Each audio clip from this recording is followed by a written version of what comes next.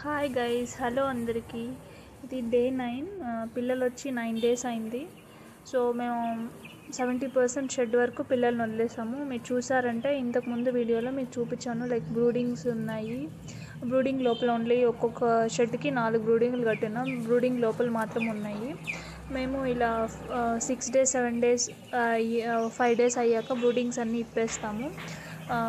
So ఇప్పుడైతే 9 days. So shed ఫుల్కి ఇంకా వదలలేదు, 70% షెడ్కి వదిలినాము. అంటే డేస్ పెరిగే కొద్దికి 15 daysకి ఫుల్ షెడ్కి వదులుతాము. 9 daysకి అయితే ఓన్లీ 70% వదులుతాం. మీరు చూసినారంటే ఇక్కడ అవి నీళ్ళు తాగడానికి కూడా అలవాటు పడిపోయినాయి.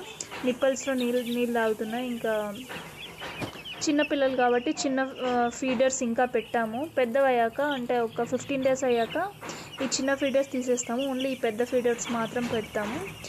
ఒక 15 days వరకు మాత్రము 2 పెట్టుంటాము. మాది షెడ్లో ఆల్మోస్ట్ షెడ్ల మధ్యలో కానీ చుట్టుపక్కల అన్ని చోట్ల ఆల్మోస్ట్ ఫుల్ చెట్లు ఉంటాయి. అన్ని కానగ చెట్లు, ఇంకా వేరే వేప చెట్లు అవి ఇవి అన్నీ ఉంటాయి.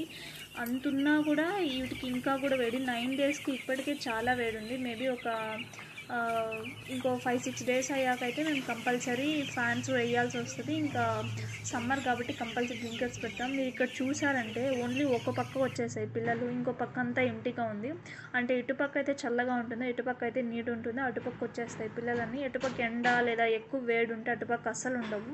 సో ఇలా ఉన్నప్పుడు పిల్లలు ఒకే పక్క ఉన్నా కూడా ఒక్కోసారి ఎక్కువ అయిపోతే ఆ వేడికి కూడా తట్టుకోలేక చచ్చిపోతుంటాయి. సో మనము 2 పక్కల అన్ని చోట్ల ఈక్వల్గా ఉండేలా చూసుకోవాలి పిల్లల్ని. అప్పుడే మనకు పల్స్గా ఉంటాయి. పిల్లలు పల్స్గా ఉన్నప్పుడు మనకు గ్రోత్ కూడా బాగా వస్తాయి, వెయిట్స్ కూడా బాగా వస్తాయి. లేదంటే పిల్లలు వాటి మీద అవే పడి చచ్చిపోతుంటాయి కూడా వేడికి.